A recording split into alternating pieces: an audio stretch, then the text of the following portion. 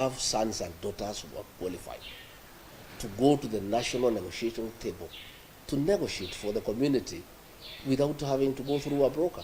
I don't know why a community as large as this one, with your numerical strength, with sons and daughters who are well educated, with professionals who have a lot of experience, why would you want to get into the national equation through a third party?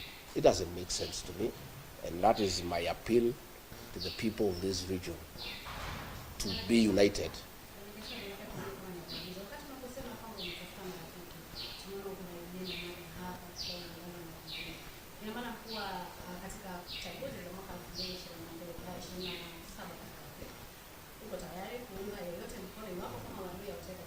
Si ndio? Sisi tutaongea. Unajua pale kwa meza tutaweka kila kitu pale kwa meza. Na watu ya Western, for them to have meaningful impact, first you must be united. Na msikubali. Why do you want to come through somebody else on the national table? Are you lesser? Are you the sons and daughters of a lesser God? Why would a community with 5 million votes go through a third party to go to the national negotiation table? Let this region be united. 5 million. Wale watu ya Lower Eastern wakiongozwa na Kalonzo 4 million. Sisi pale tuko na karibu 9 to 10. Watu ya Coast wakuje, wengine wakuje, tuongee. Sisi hatusemi we have tumeunga wengine mkono. Sisi tumeunga Rais William Ruto mkono unconditionally. Tuliunga yeye mkono unconditionally.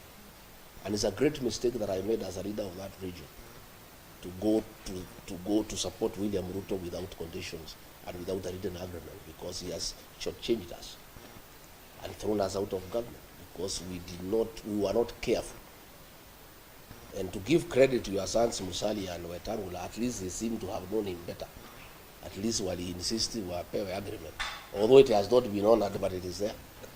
Na ndio nilishangaa nikiwa accused pale ati mambo ya shareholding, wabunge ya Western wakinifukuza. Mimi nilikuwa natetea nyinyi mpate share yenu. Your share was 30%, you only got 3%. Sasa mimi natetea nyinyi mpate shares yenu. You are promised 1,000 kilometers of tarmac, not an inch has been put. Mimi nilikuwa naulizia nyinyi hiyo. Mlikuwa promise Nzoia, Mumias itakuwa revived. Nothing has been done. Pan paper, nothing has been done. Mambo ya irrigation, nothing. When I was saying we had an agreement ya shareholding, Wetangula and Musalia negotiated a 30% stake in the government. Not just their 2 positions. Walipopata hizo mbili wakanyamaza wakatosheka. Mimi nilikuwa napigania nyinyi. Kama mna rafiki watu ya Western katika Kenya hii na katika Gachagua. When I was fighting kwa shares, yenu ilikuwa kwa karatasi imeandikwa. Mimi ya kwangu nilikuwa nipigania na kuna bahali imeandikwa. Ndio nilikuwa na shida mingi sana na William Ruto, kwa sababu ananiruka ile tulikubaliana a gentleman's agreement. Lakini yenu is written, and I want to challenge Musalia and Wetangula. The 30% that was negotiated for Western Kenya, fight for it. Don't be cowards. It is there, it is written. So kama mna rafiki mnaweza tegemea kwa hii Kenya ndio Gachagua. I meant well for this region. Sasa wabunge wenu wakaambiwa ati mimi ni mkabila nauliza shares. Na ile shares nauliza ni yenu. Ile mimi nauliza yangu is not written anywhere. Rais anaweza ruka ama asiruke, lakini yenu haiwezi rukwa. So we are saying let the Luhya nation be united. And I have told you, I have seen brilliant sons of this land. The Honorable Eugene Wamalwa, the Honorable Cleo Malala, Governor Tebea and others. Please back them up by being united.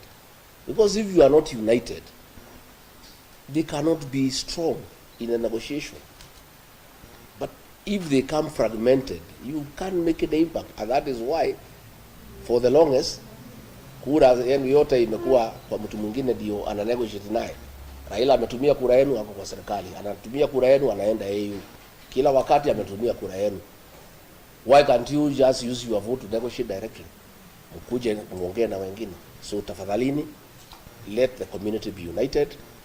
Let the leaders who have shown they mean well for the community take the lead.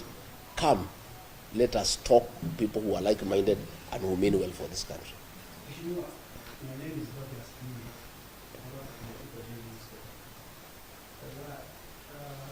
we are having a review. We are negotiating. We are talking to our leaders. My question is, we have talked about one issue, is that the issue of shareholding. But the people of the mountain should change.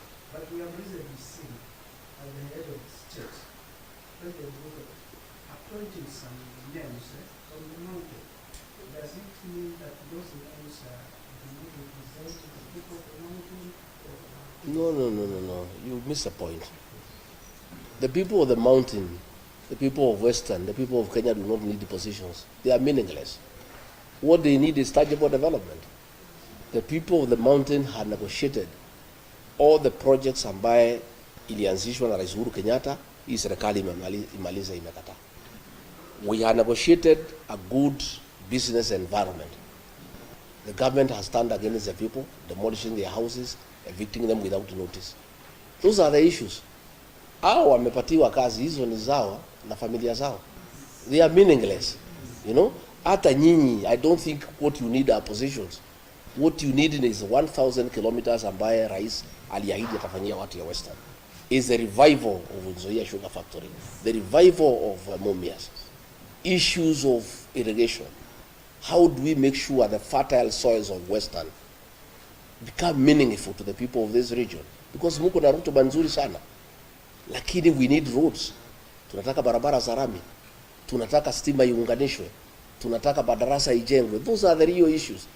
Issues are not positions. And I can tell you, hiyo viti watu ya huko hata ikipeanwa ngapi, hata kama umesoma mitandao wanasema hata ukifufua dada ni Kimati umpatie kuwa deputy president, people cannot change, because that's not what they want. People want development. Na nyinyi you have already an agreement. Muulize viongozi wenu hii agreement, na nilitoa pale bunge, ukitaka copy nitampatia. Muulize viongozi wenu hii agreement ya Western, can it be honored? Sasa mnaambiwa the agreement has not been honored. Ati sasa Raila Odinga atahand nyinyi over kwa William Ruto. Sasa nyinyi mtakuwa ni jamii ya aina gani? Kwani nyinyi ni ile rire ile ya kusunguka ile ya kupeana kijiti? Sasa mmekuwa pale, Raila amesaidika, ameenda AU, amesema nyinyi mmenisukuma nimeenda AU, asanteni. Sasa kuanzia leo mimi siko, vile mlikuwa mnanifuata mfuate huyu William Ruto. Nyinyi mtakuwa ni jamii ya aina gani? The second question,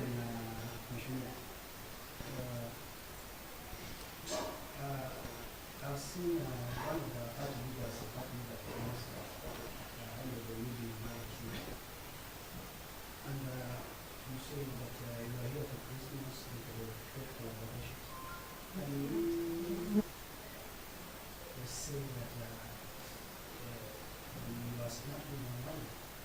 One of the key leaders you are going to include 2027. Eugene Wamalwa is a great leader. But the greatness of a leader will be defined by the unity of purpose of where he comes from. It is you to make him a great leader and propel him to great heights of leadership by being united. There is no way Eugene Wamalwa can be a great leader if you are still following Raila Odinga to show you political direction. Mtakuwa ni kazi gani mnafanya? You know, you have your own leaders who are qualified by any definition. He's been a cabinet minister for a very long time. He's seasoned. He's a great lawyer. But why would you want to follow another leader from another region to show you on your way to government? Why can't you go to the government directly? So what we are saying, we'll engage Eugene Wamalwa and others. But his relevance in the national political discourse will be informed by the unity of purpose of the Luhya nation and by numbers. So lazima kwanza mkubali, you unite under your leaders from here. Hamwezi kwenda kukodisha viongozi na mko na viongozi hapa. Itakuwa hiyo ni hesabu gani mnapiga? So we are willing to work with Eugene Wamalwa and other leaders. But it is the responsibility yenu kama jamii kupatia yeye nguvu. na kumpatia yeye ile weight ya kuja kwa meza na kusema basi mimi nimekuja, niko hapa 5 million. We want you to back me to be president. This is what I have brought on the table. And these people are united. But if you are not united behind that leader, how will he negotiate with other leaders from other regions? And that is myself the battle that I had with President William Ruto. Because alitaka katakata watu yangu into smaller units. You know? Anaweka Mount Kenya East hapo, anaweka hapo kando, anachukua Murang'a, anaweka hapo. Nikamwambia haiwezekani. Sisi tulikupatia kura when you are united. If you want our votes, we'll give you when you are united. Anataka akatakate ndio atukalie, atutawale, tukue wakubwa wake. Hatuwezi kubali. So nyinyi na nyinyi, it's a time also to liberate yourself from the politics of Raila Odinga as a community. I'm not saying you cannot work with him, but why don't you first unite as a region? And if you have to negotiate with him, you negotiate from a position of strength as a community. But you cannot be under him. It is not possible. And that is what I refused President William Ruto. He wanted to be the leader of the Mount Kenya region. I said, you are the president of Kenya, lakini kwa jamii, there are leaders there ambaye utafanya kazi na hawa, but huwezi kuja direct kwa hawa. Lazima ukue na hao wamejipanga vizuri, ukitaka kuongea na hao uongee na jamii ambaye imeungana. And he did not want that because he knows when we are united, 8, 9, 10 million votes, we are very strong. And it is not possible to shortchange us. So you, as a region, please be united and have your own identity as a region. Na msiambiwe na watu ati ni mambo ya Kenya, ati ni ukabila, oh, we want all Kenyans to be united. You know, when I have listened to the president, when he's talking about Kenya being united, what he means is Kenya being united behind him. That is what he means.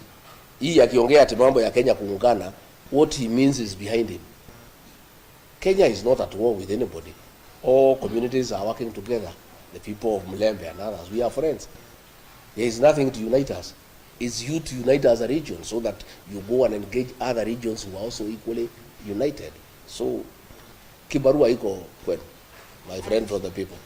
As you speak, do you think that the mountain is one? Because most of the political analysts have said that the mountain is divided. Most of those analysts are not from that region. They don't understand that region. That region learned bitter lessons in the year 1992 and 1997, when, out of lack of experience, we fell into the machinations of President Moi and divided the region, some people behind Kibaki and others behind Matiba, and we lost. Since the year 2002, we have remained united all the time, and that is why we are always in government. And that is why we are going to be the next government. The mountain is one.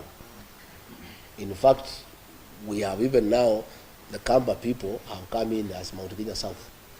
The mountain is getting larger. Na ndio nataka hata nyinyi watu ya Mlima Elgon pia tuungane. You know, tukue watu moja so that we can make progress. You know? So those are people who are wishing that the mountain is divided so that they can manipulate us politically. I can assure you they will be sorry, they will be ashamed. The mountain will vote in one basket. To a man, 99% they'll vote in one basket. Hiyo ingine ati kugawanya, you can divide leaders. Those leaders ambaye wanatumika na rais kugawanya watu ya mlima, none of them can go home for Christmas. That tells you. Viongozi wako, they are divided, some are in Mombasa, some are in Eldoret, others in Nairobi. None of them can go to the mountain because the mountain itself is solid. And it has said those are traitors to the community. They cannot go home because they are being used by the president to divide the community. And the community has refused. I want to ask the people of Western to have unity of purpose, to be one as Western region. The 4 counties, plus your diaspora in Nairobi and Mombasa, talk as one. Put together 5 million votes and agree to come out on the voting day. And I can assure you, if you do that, you will be in government for eternity. You will never be out of government. But if you continue being divided and you continue dealing with national matters through proxy, through a third party, where will you go as a region? And don't you have competent sons and daughters who can lead this region? Why do you need a third party to lead your community? You can just come directly to the national table as the Luhya nation and bargain and negotiate your stake in whatever government that will be formed directly without going through a third party. Well, there is a question I wanted to weigh in, and this is about impeachment. Considering the laws that the impeachment are and you are the leader of the mountain, there is likely that you might not be eligible for political or public office for another 10 years. Are you considering wanting any other person to push your agenda, political agenda on the table, or you are going to challenge that in court? I think let's cross the bridge when we reach there. The matter is in court and is ongoing. And irrespective of the outcome, I'm a leader in this country. And I have my own following, which has not been affected by the impeachment. The people of Kenya never impeached me. It's just a few MPs who were given money, senators. That is it. But I still have a large following. I have people who depend on me for political leadership. And there are many Kenyans who can lead. I don't have to be in office. Okay? There are many Kenyans, and I'm not a selfish person. I am somebody who is open-minded. What we want is the best for this country. And we have many leaders, including the ones from Western Kenya, who can lead this country. You know, and we cannot, I don't want to say what will happen in court. We have a court case, and we think the court will give us justice that is favorable to us. But it doesn't matter whatever it is that we are talking to the people, and the people are listening to us. And they are not listening to me because I am in office. I am not in office. They are listening to me because I have something to offer. You know? And if I was as useless as the ones we pitched us wanted us to be, they will not be following me all over and disrupting my meetings. If you look at newspapers and the social media, all the government people, they just talk about me every day. Much more than they were even talking when I was in office. Which means I have something to offer, and I have some significant contribution to make to the politics of this country. So we'll continue engaging. Yeah.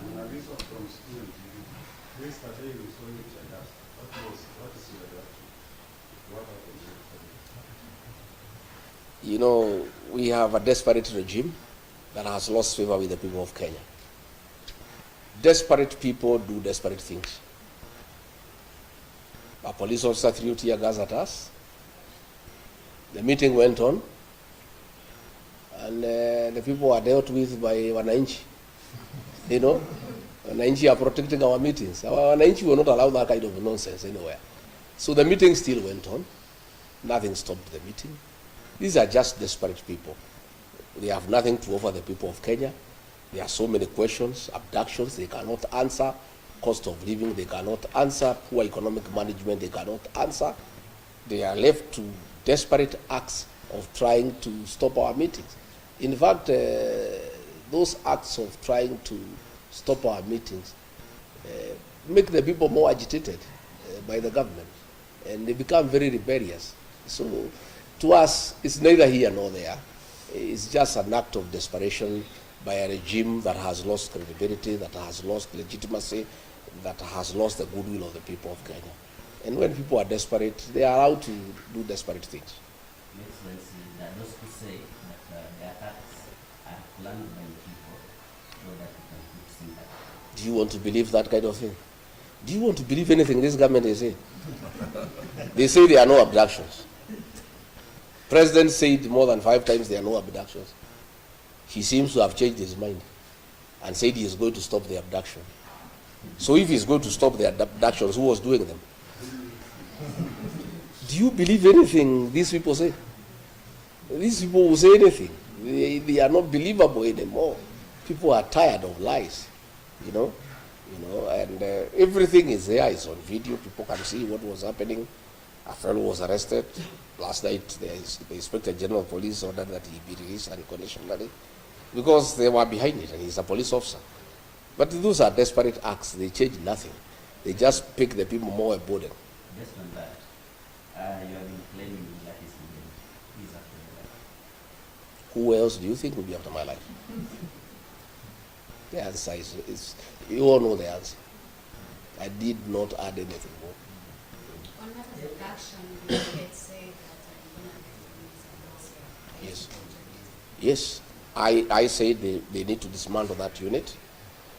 I didn't want to name the building because there are people there doing businesses, and you'll be putting that building and the people in that building into danger. I'm giving the government time to dismantle that unit on the 21st floor of that particular building. I said the officer is called Abel. He is a cousin to somebody very senior in this administration. The cousin now knows that we know him. So I have a feeling, I'm not sure, that the decision by the president to admit that the abductions and he'll stop them are quite informed by what I said, because we are getting nearer to the truth. So, but since the president spoke now, it's almost 64 hours.